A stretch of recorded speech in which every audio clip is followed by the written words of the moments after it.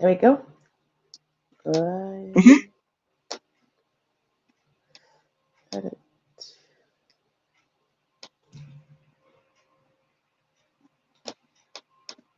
Okay, 1 second. So changes. Okay. And for this one, edit and string key, copy.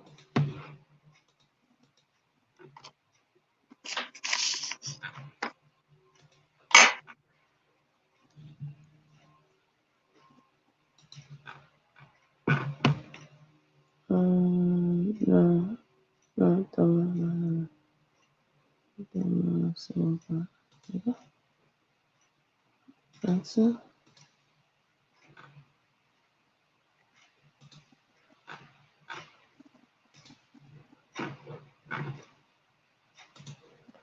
So edit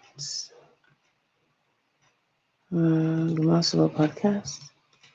Okay, let me just remove that and then add it back again. Okay, so add that one. There you go. So changes. And just gonna wait a little bit.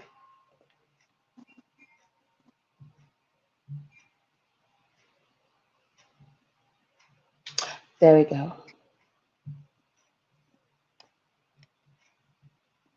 Okay, we're live. Go live. All right. It's amazing how technology works. So we're live It on is. Facebook, and then let me just confirm we're live on YouTube as well. Yeah, and the Okay. thing about this setting is that I cannot do it beforehand. I have to do it the Hmm. moment we click on live. All right, we're good. Whew. Understand. All right. Welcome everyone to the Merciful Podcast. This is Mo, the host of this podcast. If you're listening to this, thank you so much for tuning in today. Like we do stuff on this show, we'll like to build community around important issues, and today's topic is no different. While we acknowledge the difficulty and just the heaviness of it, we hope that you prioritize yourself first. So if you are triggered by topics related to self harm, suicide, and all of that, maybe you should consider skipping this episode until you're okay to listen, because we'll be heavily discussing that today. And so today I have my wonderful friend who has faced profound personal tragedy, and she's really tried her best to emerge with a story of resilience and healing. 4 years ago, actually 4.5 years ago, her life was altered when her spouse took his own life.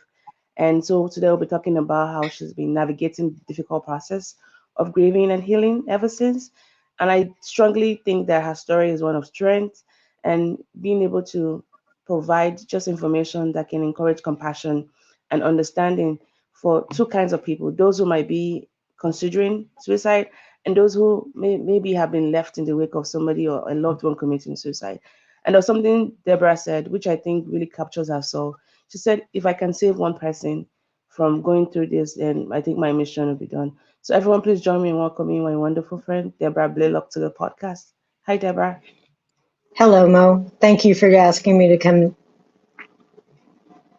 Of course, no, I should thank you for, because you reached out. You were like, Mo, I would like to do a topic on this. And I'm like, wow. I mean, because I remember when I got the call 4 years ago, and it didn't seem like 4 years ago. You had to even remind me that, yes, it was at the beginning of the pandemic, because I vividly remember that day.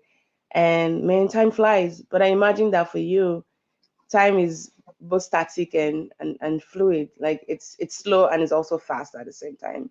But let me just do a quick Okay. check in. How are you doing today? I'm doing okay. Yeah, I'm holding it together. yeah. Okay. And we'll explore a lot of that. So what we usually start with is asking you how you grew up. So maybe tell us a little bit about your life, how you grew up, siblings, your parents. Yeah. Okay. Both of my parents, or all three of my parents, are gone. Um, my mother had cancer. My stepmother had cancer, and then my dad had a heart attack and Mm, kidney failure. So I took care of that. Three of them most of the time. Wow. And how many siblings did you have growing up? I have one. I have a Are you the sister, and she's 2 years younger than I am. oh, so you were the firstborn. Hmm. I can relate. Yeah, we're like the deputy mom and deputy dad rolled in one. And did you grow up in Yeah. Oklahoma? Yes. What part?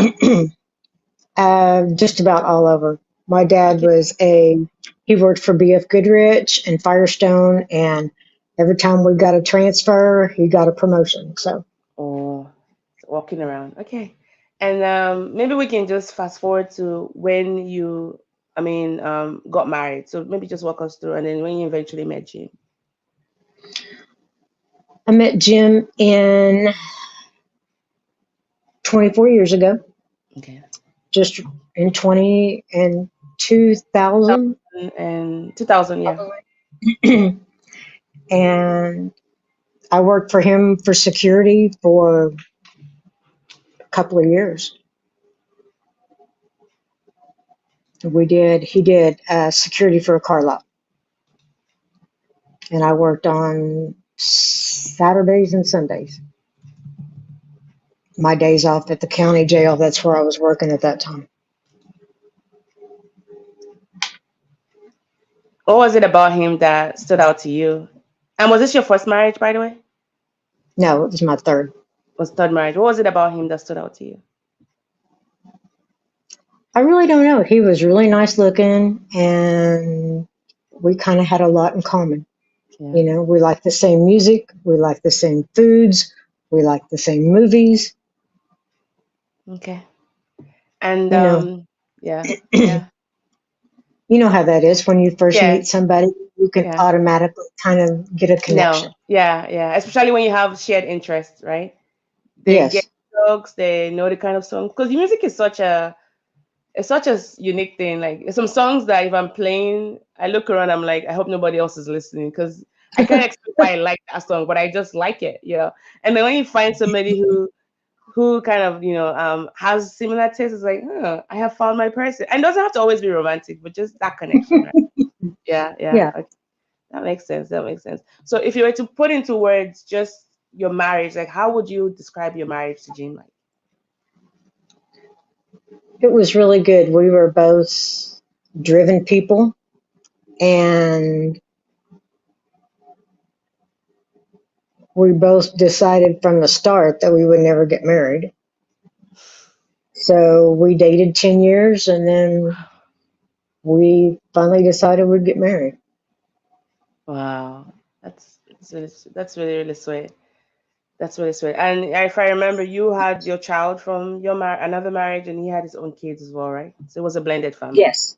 Yes. Yeah, He has three kids, and I had one. yeah. I mean, I imagine that in your situation where it's like newlyweds as it were, you've had experiences, but were there some difficulties just blending the marriage, especially with the kids part of it? No, not really, because my son had already gotten married. His kids are older, so they were all married. Yeah. Probably 8 months into our marriage, I believe we got custody of his two grandkids for about 4 or 5 months. Wow. And I stopped my part-time job, and he worked evenings and I worked nights, and we switched to take care of the kids. Yeah. Oh, wow. All right. Can you just describe so I know he was in the army as well, and then he went into the police force, correct? He was in the Army for, I bet, about 3 or 4 months. He finished basic training, and then he got a medical discharge. I see. I see. And what job was he doing, right up before the incident happened? What was his job? He was a police officer for Putnam City Campus Police for 27 years. 27 years. Wow. How would you just describe the final weeks or even months of his life? Like, if you were, because I imagine that you always go back to try and see whether some patterns that were missed, right? If you could just cast your mind back I to think those so. moments, like how would you, from your perception, how would you describe maybe some things that might be happening around his life that you didn't have any, awareness about? He was in a lot of pain, and he got to where he really wouldn't take care of himself as far as showering and shaving and things like that. And I just thought it was because he didn't feel well. What kind of pain? Was it like physical pain or just emotional pain? Did he have an injury? Physical pain. He beat cancer twice. Oh, He had wow. prostate cancer. You remember you and I talked about that. Yes, yes, yes, yes, And yes, yes, yes, yes. then he had breast cancer, Wow. and he beat them both. What And I a thought what it a was, champ. Yeah. I thought it was actually going to be a final Smooth sailing. Yeah. Yeah. indigent, into Yeah. that. Then he had his neck fused because he was having really bad headaches all the time. Wow. Yeah, I remember you did mention that. So for those who might be curious, I met Debbie at work. I used to work with a specialty pharmacy, and Debbie was one of the workers there as well. And we just clicked. Every time Debbie was at work, I just felt like I had my mom at work, as it were.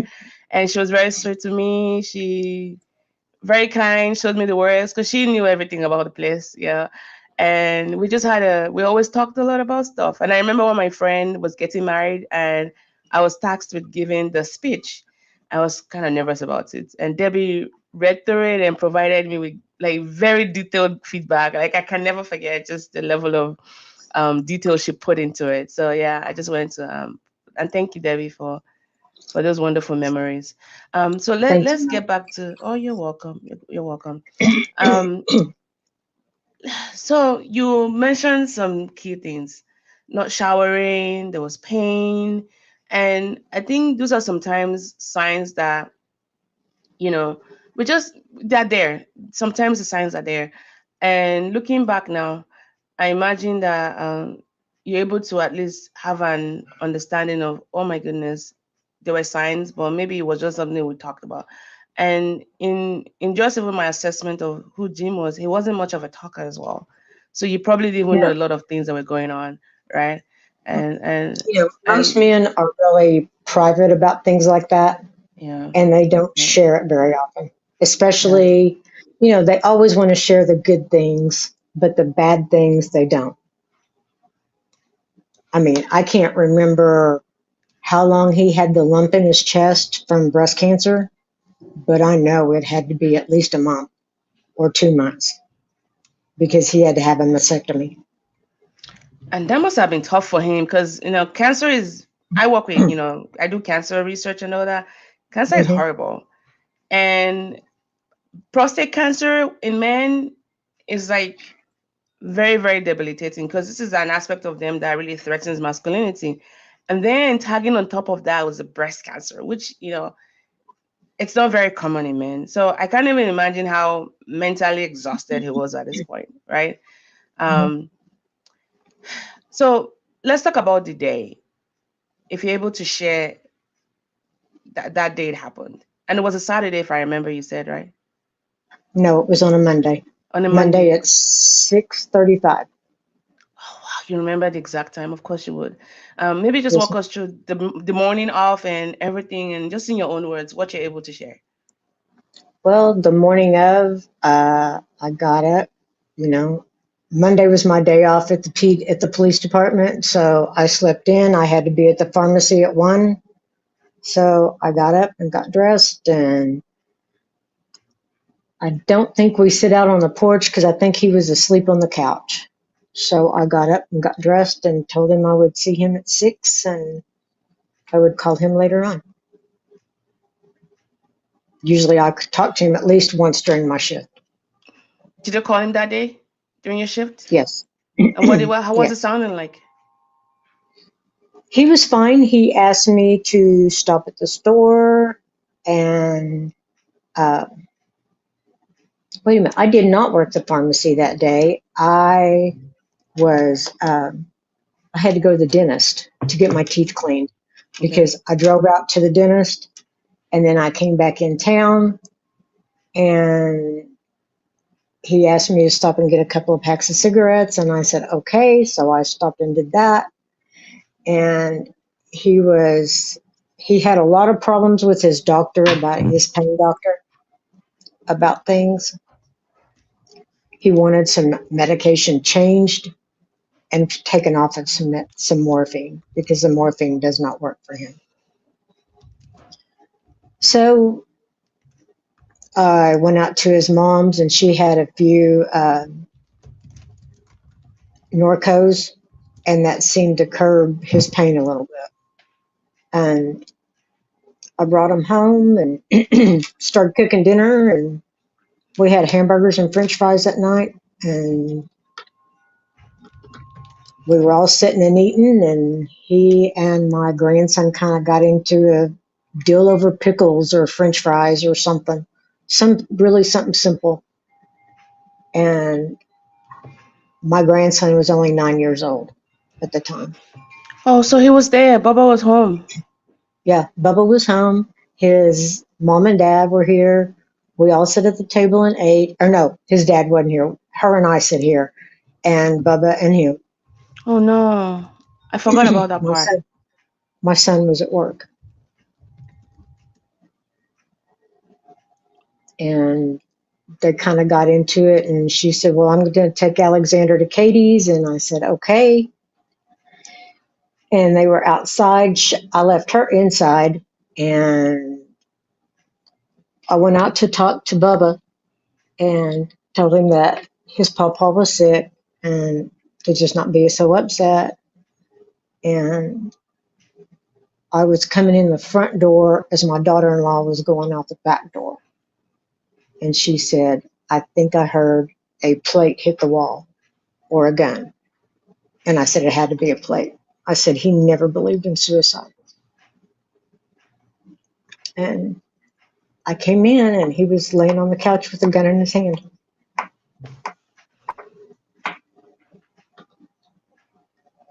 So I picked up the phone and dialed 911. I checked his pulse, which it was weak, but it was still there. And within a couple of minutes, my front yard looked like the police department. There were so many here because I'd worked there 13 years. They know you, yeah. So, I'll come back to that moment, but I wanted to just stop and check in on you because I know another part of your job then was taking dispatch calls for things like this. How did it yes, feel like to be on the other end where it's like, what the heck is happening? This cannot be my life right now. kind of. It was really difficult, you know. I had talked to my therapist about this. I said, why didn't I try to um, hold him or do something, to try to comfort him? And he said, your police training kicked in.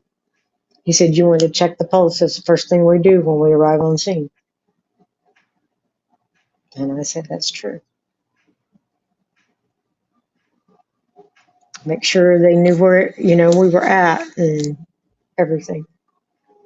Because I called from the house phone, so it would automatically click the address on Yeah, 911 yeah. because I knew I wasn't going to remember it. Not many people will even think to do that. Like I didn't even know if you called on your house line, it was gonna see all of your training kicked in. And I think it's the firstborn, it's the police training you had, and just you're Hmm. able to compartmentalize that this is somebody I need to take care of. It's not just my husband at this moment. This is a client, and we need to like get him the help he needs right away. Hmm. And saving time because sometimes when people call 911, you don't give them the details in time. It's a matter of life and death, literally. And it But I'm was. so It, I'm so sorry. I don't even know what other words to say than sorry. And that also feels very light and useless at a point like this. there isn't a lot to say. No, there's none. And this is the first time I'm actually hearing because we never really got to talk about it. I knew it had Yeah. happened, and I was just always focused on just how you were doing. How's your grandson been? Because at 9, and that happening, even though he wasn't there like physically, but I mean, it was in the house when it happened. And I just Mhm. can't imagine the thoughts that went through his head. I hope he never takes some form of, he doesn't have any He guilt about this at was all. he was pretty upset because he blamed himself because it was him and his papa that got into it, Yeah. and um, it took some therapy for him as well. And sometimes it still bothers him. I mean, as far as they're concerned, they cannot sit at a table and have dinner. They don't sit at their table to have dinner. Because that was their thing, right? Hmm. Yeah, and we, um, I never cooked hamburgers and French fries on Monday ever again. And that sounds kind of crazy, but that's No, just the it's way it not. is. It's understandable. And I want to say, let me just pause for and say you're doing great, by the way. And you have on the Instagram chat, there's Sandy and Felicia. They're all saying hi and cheering you on. Thank you. First of all, thank you. You're doing great. Your composure, your being able to even articulate these complex emotions. Thank you, thank you, thank you. And one of the reasons I want one of the things I want to emphasize just doing this is we hardly get to hear from the people who are left behind. Like suicide is bad. It really changes the trajectory of people's lives. And I read it somewhere that the odds of a family member committing suicide is higher when another family member has committed suicide. So we can also see it as a familial thing. If you've had a loved one commit suicide, that might also impact your own trajectory as well.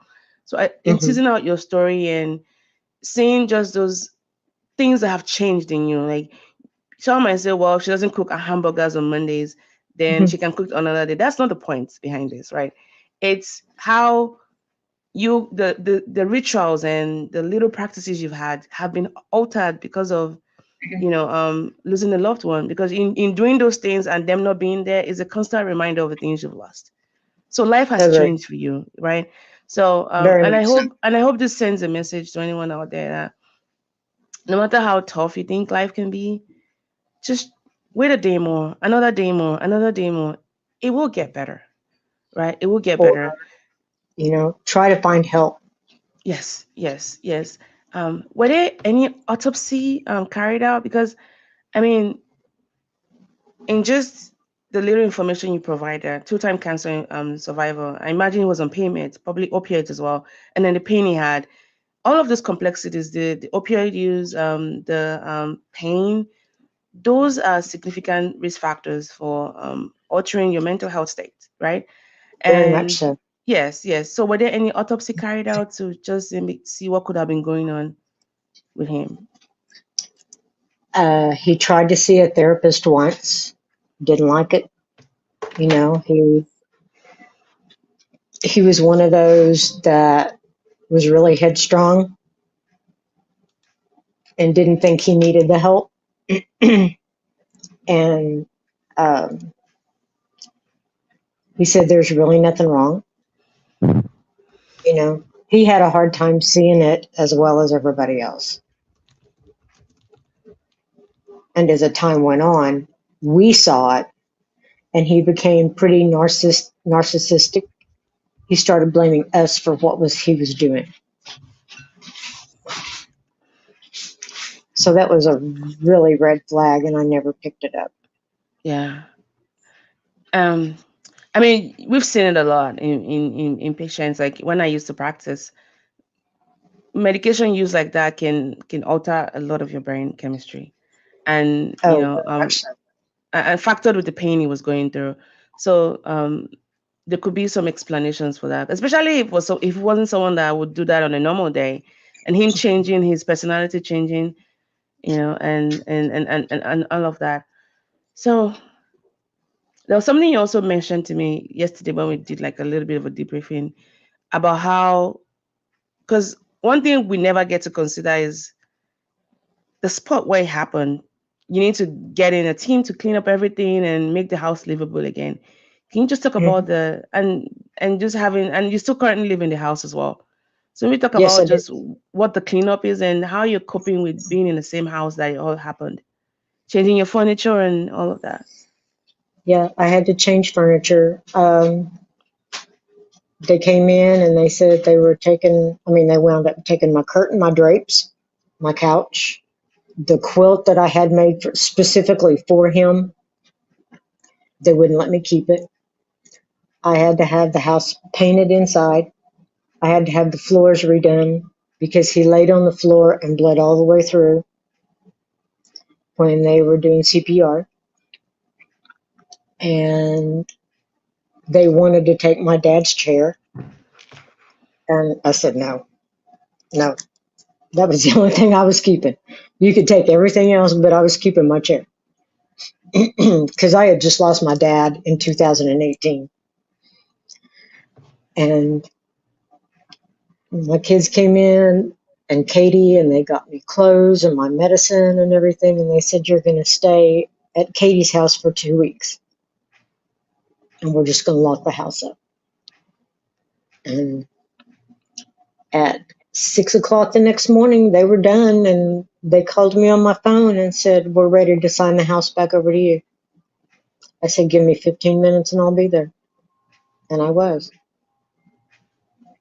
It took me 2 years to sit in the living room, even after buying new curtains and new furniture and everything. I just couldn't sit in. I would eat in my bedroom and watch TV.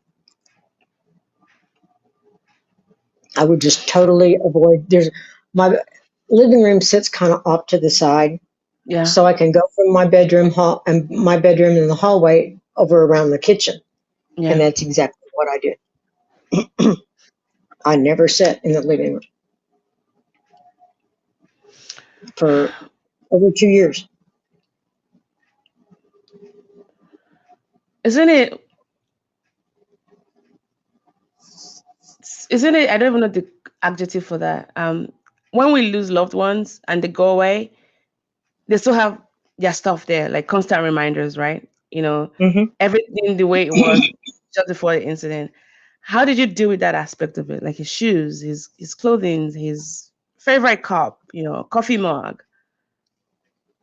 They are his clothes are sitting in a closet that I keep shut up. I haven't been able to go there yet. And Yeah, because I imagine it still I has a smell and just, looking at it is a constant reminder for you. mm, I eventually will, Yeah, yeah, take your time. and I Yeah. know. And he had a cup made for him. I use it a lot for my coffee, and that really didn't bother me much.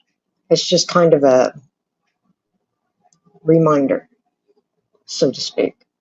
Yeah. Yeah. So your personality is such that you like to take care of people around you, right? Hmm. And that's just who you are. So what would you say was the most challenging moment for you, dealing with this, the aftermath of this, and how did you? I know for you it wasn't a matter of if you had. I know you had some form of guilt, like I should have seen this, I could have done something to prevent this. What would you say was the most I, challenging moment for you? I think as far as the guilt, I saw a therapist for 2 years, and he told me that Jim was in a very dark place or he wouldn't have ever thought about this. Yeah. And I have to believe that. It I wasn't don't Jim have at the, that point. Yeah, it wasn't Jim at that point. Yeah. no, and I don't have, I wish I had seen a few more signs, but I do know that if I did, I wouldn't have ever been able to do anything because he was just stubborn. If he didn't think he needed it, he wouldn't do it. Let's pause now and maybe talk about, I mean, carefully about men, like the men in our lives, right? And Mhm. There's such a grace I think God has given wives and females, dealing with men. So let me just a softer example will be, as you know, my husband works in a hospital. It didn't even Hmm. dawn on me that for so long he never had any annual checkups done. And I'm like, you can just walk next door and get it done. It took it took months of just nagging, and I had to nag him like, you have to go get your health. I don't like you have to do it, and I kept reminding him before he finally got it done. Hmm. For men who might be listening to this, especially when it comes to nebulous things like mental health, which is a huge factor here. What are some words of encouragement to get that in check, especially for those that are so reticent in going to the doctors? Or what's the therapist going to tell me that I don't know?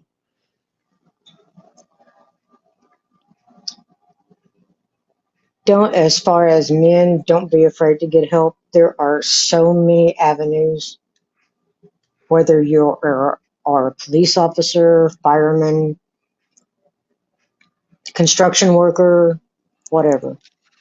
Healthcare Everybody and has, religious leaders as well. So if that's your jam, go for it. Help from anywhere. Yeah. yeah, everybody has their own demons. Everybody has their things that they deal with.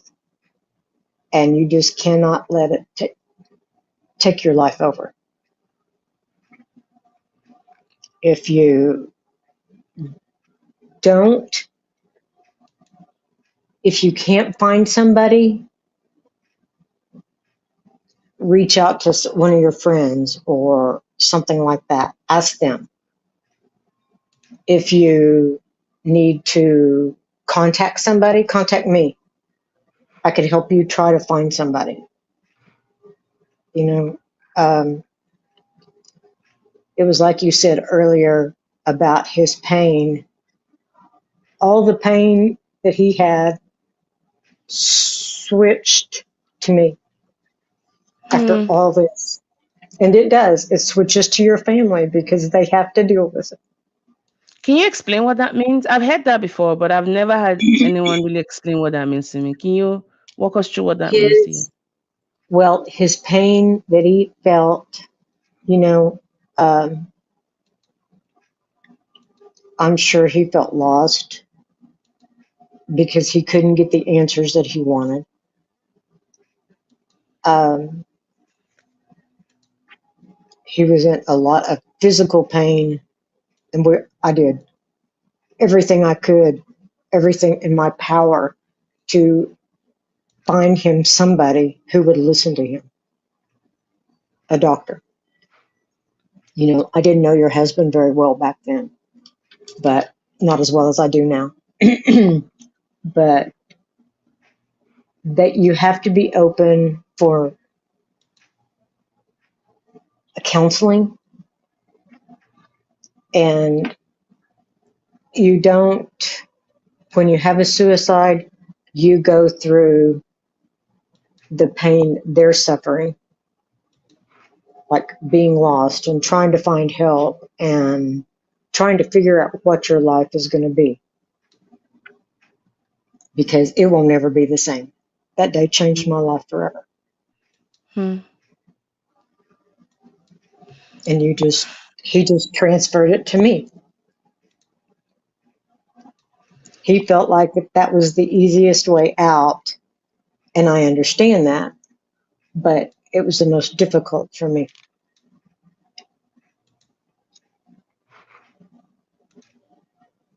Did that answer your question? Yeah, it did. It did. I was just pausing to see if you wanted to add one. No, it did. It did. And thanks for explaining that.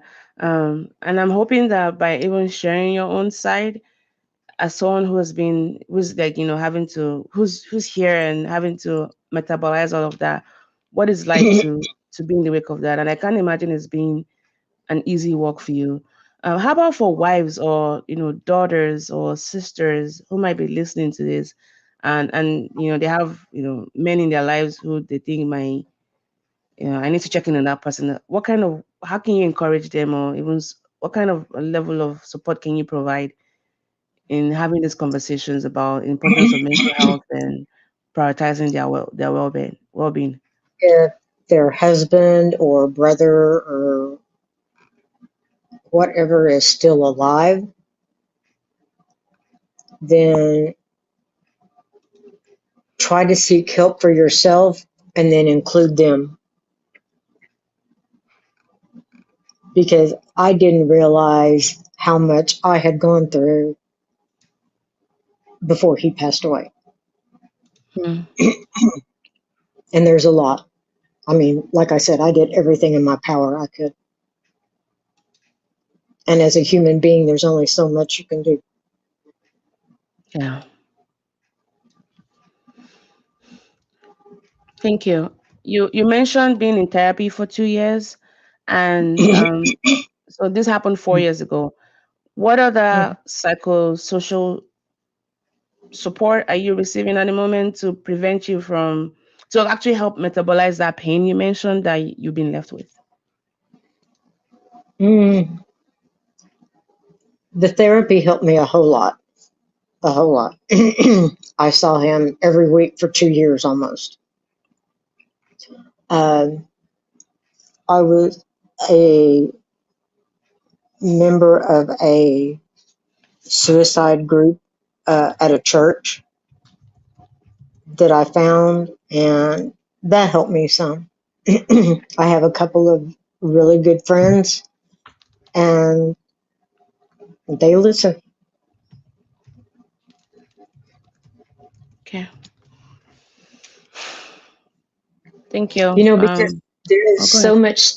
there's so much stigma involved with suicide, and people need to know Yeah. what happens after. Like you said, like if you have viewers that are contemplating it, you need to know what happens after you're gone. Yes. Yes. Yes. That's the important part of it. Yes. Very much Yes. so. Yes. Yes. Yes. Um, I've heard it said that suicide is like the feeling like that. Not feeling. Let me explain this. The thought of suicide is like you're in a burning house, right? And you Hmm. jumping out of the window, which makes sense, is the way to get out of Hmm. that burning house.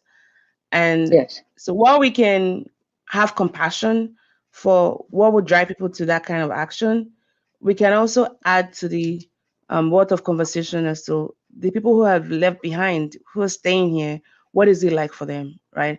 And maybe that consideration can shift that inflection point a little bit, that if you can just try to stay a day more, 2 days more, 3 days more, it will get better.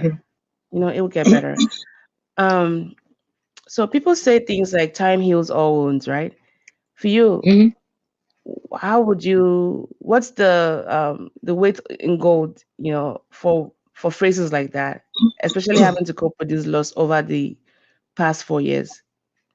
Has it healed some, or it heals and then it bursts open by sight, sound, smell, I think it thoughts? healed a little bit.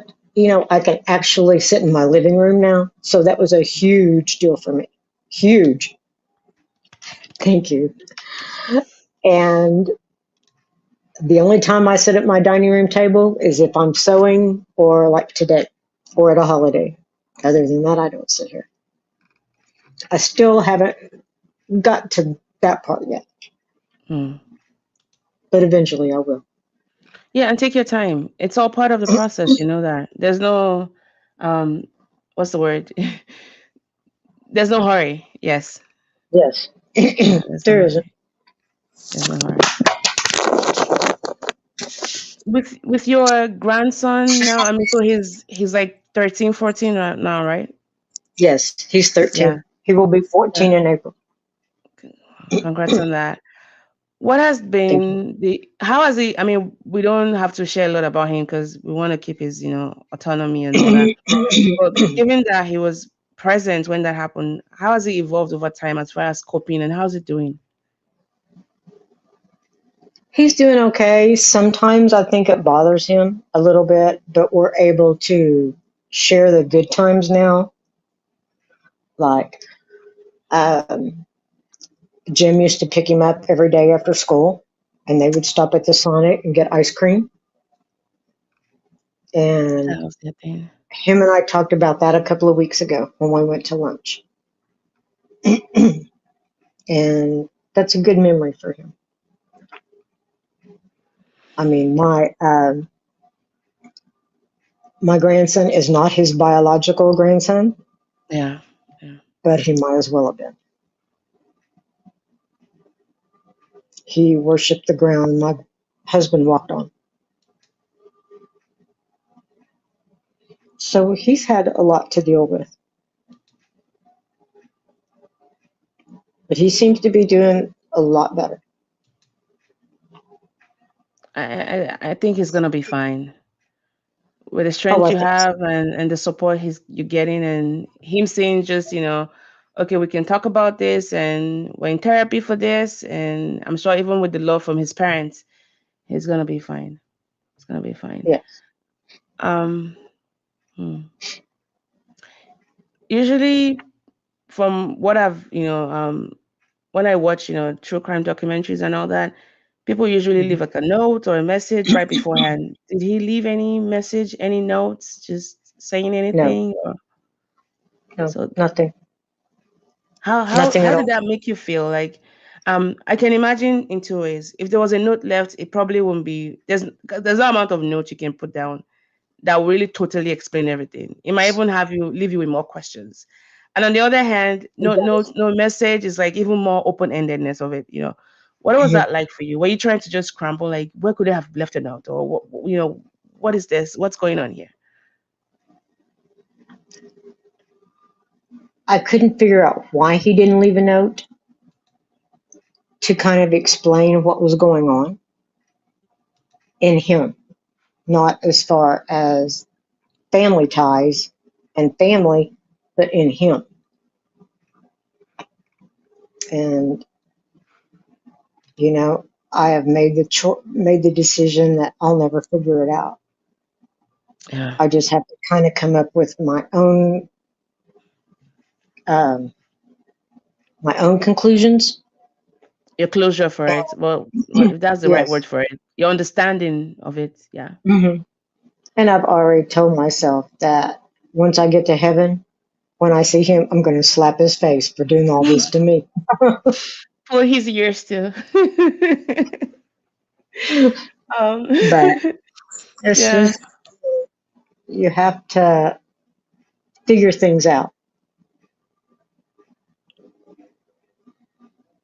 And that's hard. It's like, why are you gonna find Hmm. another gym who gets your taste of music, right? 24 Yeah. years, that's a lifetime with somebody. Yes, So it is. i- in what ways would you say you're trying to keep his memories alive, positively? Like Oh, you said, there's such a huge stigma with suicide. And I think what makes it more damning is the abrupt conclusion to it. And oftentimes it's hard to remember the positives that came with that person because they're always going to be tied to how everything ended. And the honors would be on those left behind to think about, okay, while they were here, these were some of the good memories. So how would you say you're trying to preserve some of his memories positively? I have never taken his pictures down. I still leave all of them up. Of course, we had a lot of pictures together, like our wedding pictures and stuff like that. I like the I cake have a one. hallway. I have a hallway full of pictures, and I've never taken them down. I have a poster in my entryway that I framed that was one of our favorite songs, and I put it there, and it will stay there.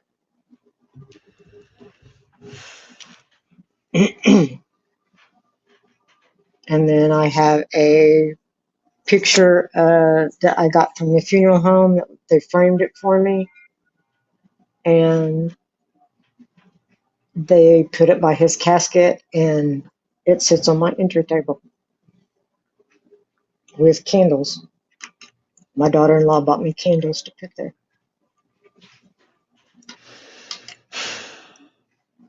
What was the most unexpected thing with all of this? If you could, and it could be good or bad, right? especially from your perspective as a spouse of someone who, left abruptly, what was the most unexpected thing from all of this for you? Or what has been the most unexpected thing for you?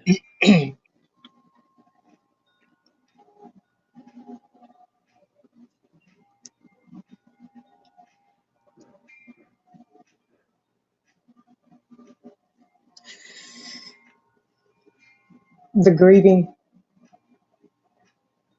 there's certain things that will click a memory or something like that, but that's going Mm-hmm. to be forever and it will never go away. I have tried to move on and I do pretty good, but you know, that's what I said about him leaving the pain. Yeah. And I think that's the ironical thing about suicide. Like the pain and the throes of it, we think by taking ourselves out, the pain goes away. But Mhm. isn't it ironical that it gets transferred to those that we're trying to protect, right? Very much so.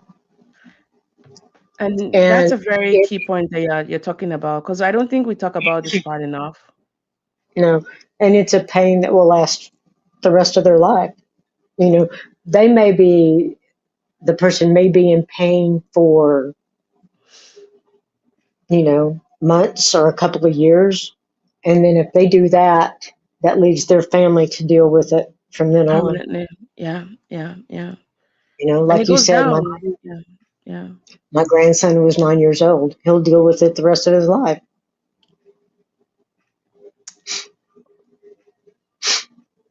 And death is when somebody is sick and they've been sick for quite a while, it's not easy to deal with it with their death when they're gone, but it's not like this. It's not so abrupt.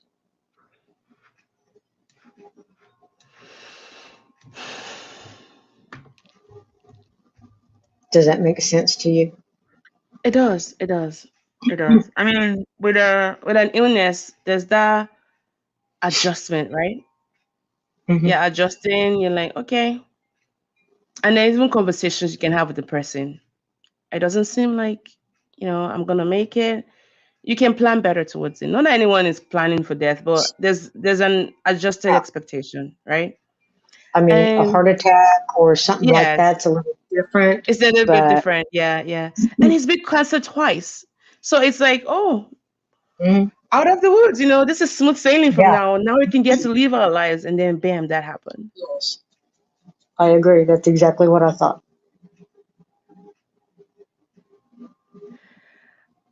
How would you say all of this has really shifted your perspective about mental health and especially suicide in our society? I believe that there should be a lot more of this, more conversations about it, where there is not such a stigma, you know, an embarrassment. I mean, I know, like you and I talked about last night, one of your friends a few weeks ago or a few days ago did. Um, I know the more you get into the word, the more you hear about it. Like I have a coworker, her brother or her nephew Yeah, committed suicide. yeah, And it's really yeah, hard. yeah. Um, what what would you like to say to, I guess, how can we best as a society on a societal level? There's the pain, there's also the shame and the stigma, and those are very, very complex things to, start unpacking. Mhm. But How can we better support individuals who might be going through this from your perspective? In addition to the stigmatization that comes with seeking mental health help. Mhm. I know that the last few years they have set up a mental health line. Hmm. They've had a suicide line for a while, but they've actually done a line in Oklahoma where if you want to talk to somebody, you don't have to wait on hold forever. You can talk to somebody. And I think that was a big step,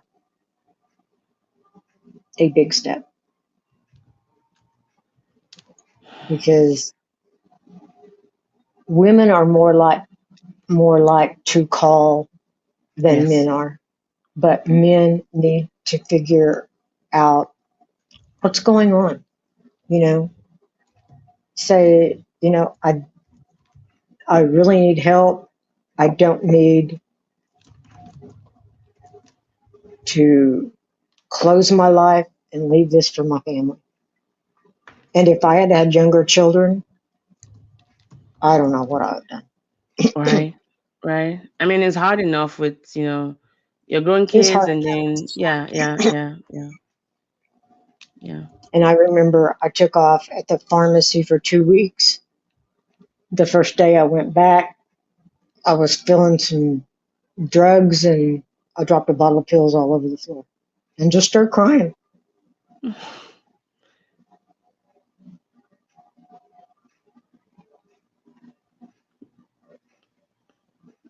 And it takes a while and it may take them a while.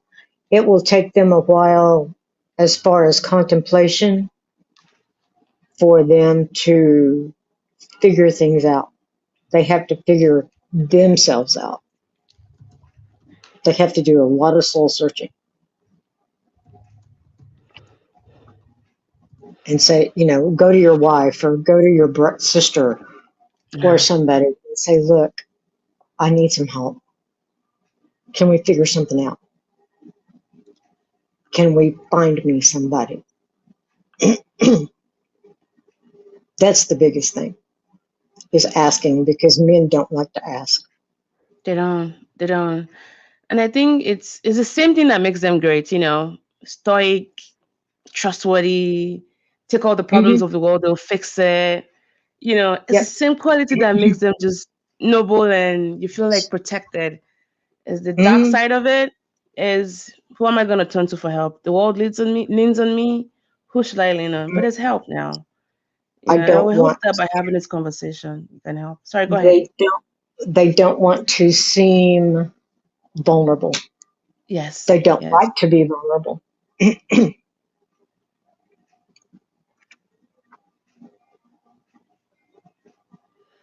and that's a thing to deal with. But they have to deal with it. A wife or sister or brother or whoever can't deal with that. Yeah. As you were talking about going back to work and just reintegrating into your work rituals, your home ritual.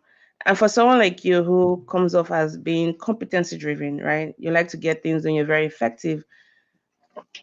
But time, I mean, and this whole thing happening, I imagine it really shook you to your core because you're like, I should have seen this coming. I should have seen this coming.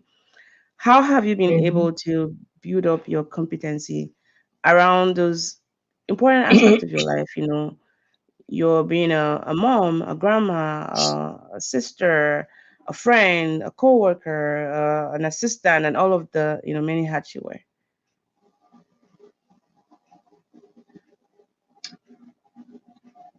As far as myself, it's made me stronger. I do things now that I never thought I'd ever do. Uh, after 2 years, I live on an acre. So after 2 years, I learned how to use a chainsaw. Because that was And James' then work, right?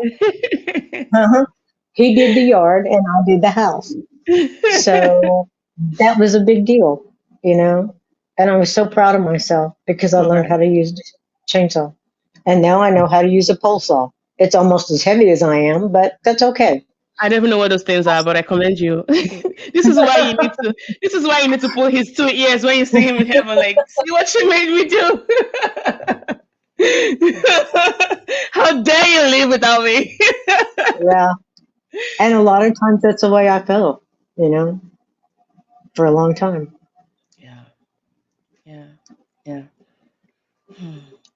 But For you any, evolve after yeah. things like this happens. You evolve yourself. You learn more. You learn more about yourself than you ever have.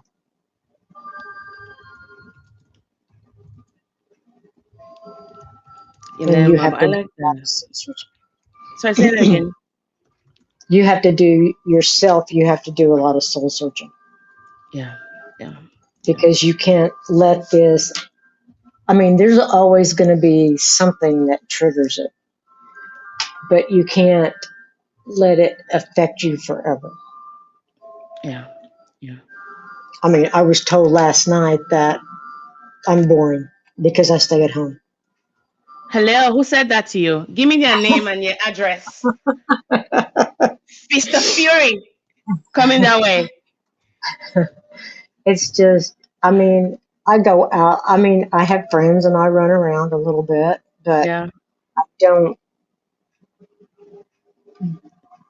after 4 years, I don't go out that much. I really don't. that's I go to okay. work, I come Yeah, home, and that's it.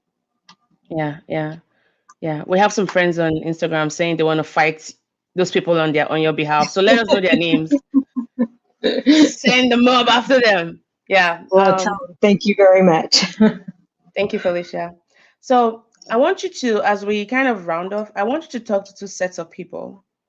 Um, for Okay. individuals who are currently in a dark place right now, where their thoughts aren't quite as wholesome as before, and it feels like there's no way out. What would you like to say to them? There is a way out. There's always a way out. Like I said, if you want to pick up the phone and call me or text me or whatever you want to do, I will listen to you as long as I can. And she means that, by the way, guys. I know Debra. She really means that. I will stop what I'm doing and I will listen.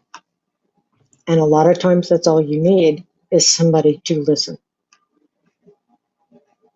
somebody to open up and really not give you advice, but just to kind of give you a perspective.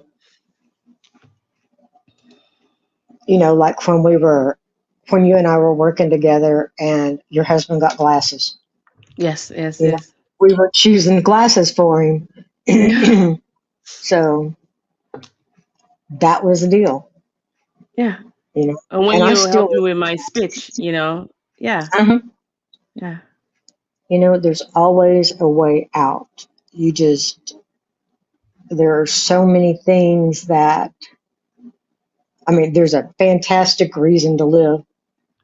I mean, the days are great. You have friends. And if you don't think you have friends, you do. Yes, yes, yes. There's always somebody, and I think a lot of people just don't know. Like when you hear, I've never heard someone go like, "Oh, I knew someone who committed suicide. Oh, I'm glad they did." I've never heard anyone say that, ever. It's like, my goodness, nobody saw that coming. So that says a lot about how pain, on whatever level that might be, physical, emotional, mental, pain is quite hard. It alters a lot about you. And you start seeing yourself as, I'm less than. And the best thing to do is to take myself away. So that way people can live on with their merry lives. But there's no happily ever after for most people.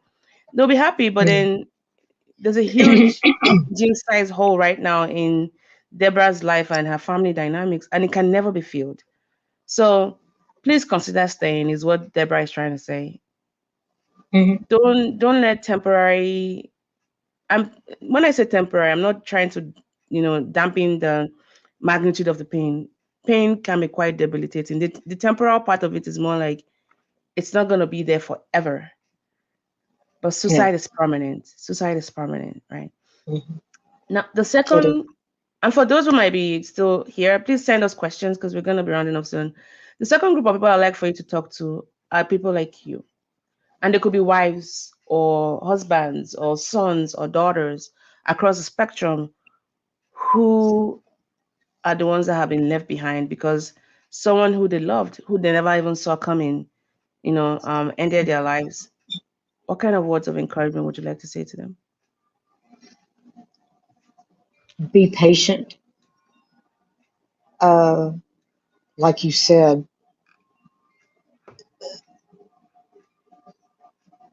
the pain gets a little better, but after a suicide, you seek help for yourself because you're going to need it because you do not want to go into that dark place that they were at. Some of them have children, which they get busy and worry about, but they don't really go into their soul. Mm-hmm. They don't deal with it. And you have to deal with it because if you don't, it'll haunt you the rest of your life.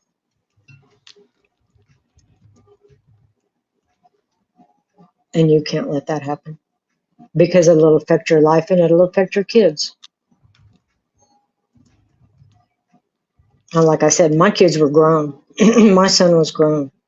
Yeah. And it still affects my daughter in law. She had to seek help, and But she that's was there fine. too. Yeah, she was there. Yeah, yeah.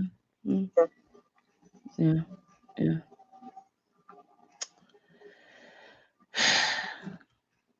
Deborah, And what, no, sorry, finish your thought, sorry. if it hadn't been for my friends, I probably wouldn't have made it. Um, and But thanks to like those you friends, by the know, way. I am a very private person. Mhm.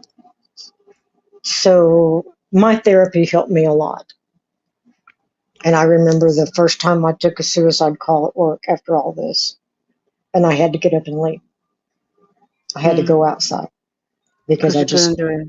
Yeah. yeah, it was just, I mean, I did what I had to do with my job. And then after the police got there, I walked outside.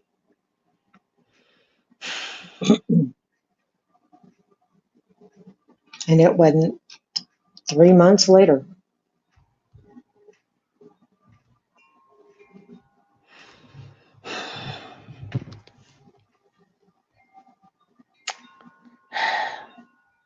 Um, I mean, Deborah, I can't even commend your strength in talking about this difficult issue. But I think the your heart behind it really shows, which is to prevent that from happening to somebody else. And so I just want to Hmm. thank you so much for taking our time to talk about this.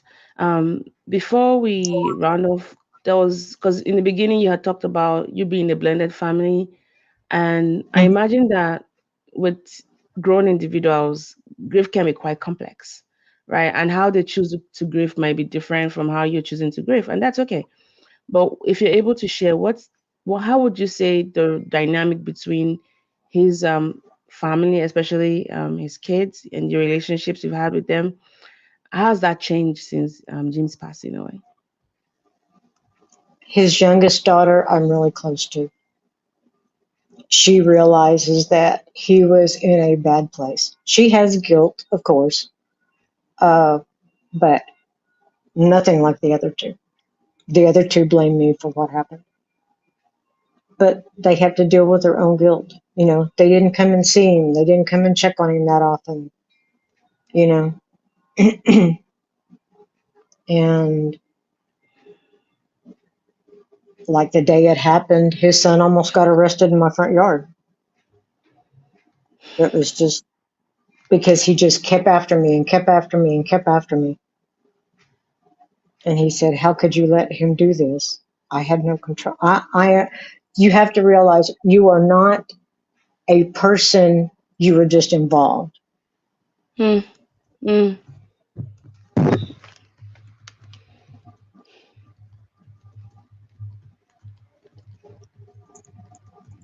That's very key. That's very key. And again, those are the questions people get to want to ask, like, and it's okay to ask this question, but it doesn't mean you're going to get the answers to them, because what could you have done different? It's still part of the grieving process for them. Yeah, yeah, yeah, To do different, I wished I had known more about suicide because 4.5 years ago, there wasn't a lot of people talk about it like there are now. yeah, There's more people who talk about it than there was back then. yeah, yeah. And like you and I were talking last night, excuse me, I think it's what, every 30 seconds Every or 11 minutes, every somebody kills 11 himself. minutes, somebody Yeah, kills himself. yes. That's a Global lot of minutes. statistics. That's a lot of minutes. Yeah. That's like, A lot. 5 people in an hour. So in the span of this episode that we've done together, sadly, we've had about 5 people. And then there's a sixth person contemplating that in the next 3 minutes. Mhm. And yours And I'm happened hoping. at the beginning of the pandemic too. We didn't even talk about that. The compound loneliness, shut down, and then how did you lose your mind? I just didn't. I don't know. I just kind of, like I said, I never sit in the living room. I kind of disconnected myself from that as much as I could. I would watch TV. I wouldn't eat very much.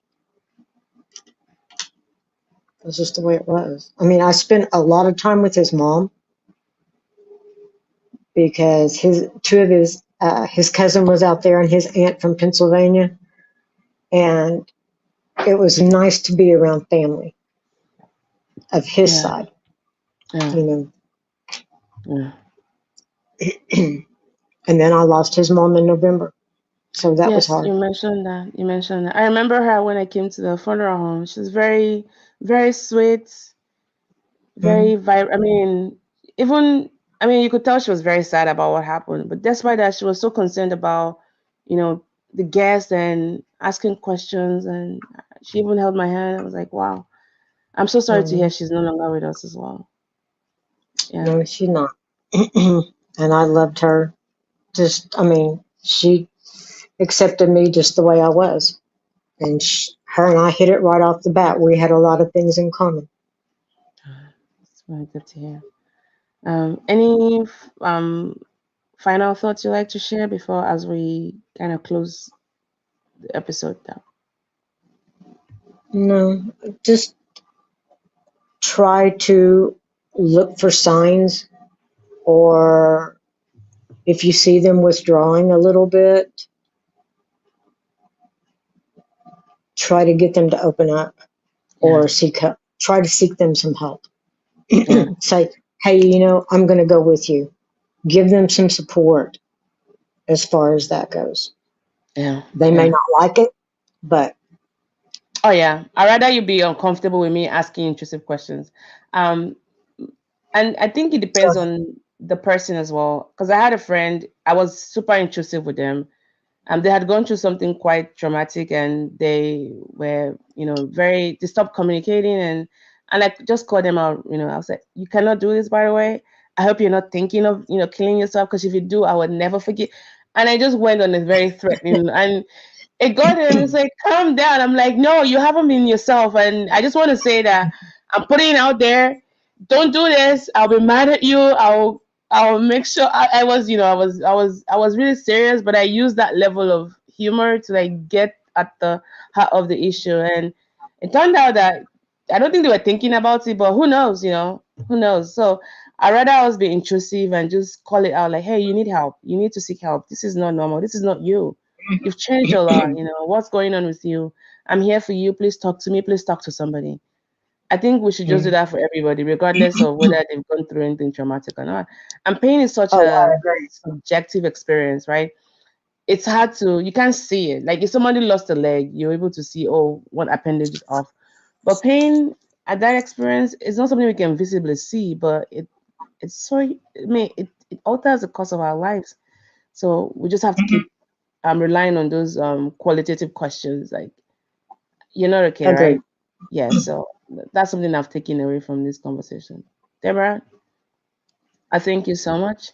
Um, You're I welcome, Mom. think, I mean, every time I do this topics, because yours is quite unique, but I think I've learned a lot. I mean, I not think I have learned a lot from you. And the biggest lesson I've learned today was the irony of the pain that makes, loved ones commit suicide. That I think by dying, I'm taking the pain away. They forget that they live that pain, you know. Mhm. And I have never seen it expressed that way. And you beautifully captured that. You did that, Deborah. And it's something Thank I would like to leave with the listeners. Maybe that will be a motivation to not commit suicide, because sometimes I see it as a way of self-sacrificing, especially if you think you're the weakest of the bunch. But your loved ones want you here. There's always somebody around the corner who wants you here. And so hopefully you remember that the pain never goes away. It's you. No. recycled, and your innocent loved ones, would have to deal with that. And it's on the family tree. Grandpa killed Yeah. himself, great grandpa killed himself. They might not remember the first name, but they remember that story. And I'm sure that's not a story you want to be left with. So please consider No. staying. Men listening to this is June. It's Mental Health Awareness Month. Men, women, boys, girls, anyone listening to this, please find somebody to talk to. Okay? You're not alone. We want you here. You're loved. You're wanted. Your life has value. And so we hope this message stays with you. And thanks to everyone who has joined today. Wishing you the best of health. And thank you so much. This has been the Merciful Podcast. My name is Mo. I live in Oklahoma, and I have a podcast called the Merciful Podcast. This is a platform for it where we share stories. So if you'd like to come on the podcast as well to share your story, please get in touch. The email address is talktomo@merciful.com. And I'm also on Instagram at the Merciful Podcast. And yeah, thank you so much, Deborah. And I will catch you on You're the other welcome. side of the conversation. You did Oh, you great. bet. You did great. You did great. Just I thank you. Thank let you. everybody know if they can't find somebody, please reach out to Mo and Mo can get you in touch with me. She means that 100%. She means that. Hmm. Thank you, I Debra. do. I'll catch up with you on the other side. Okay. Bye. Bye, everybody. Thank you.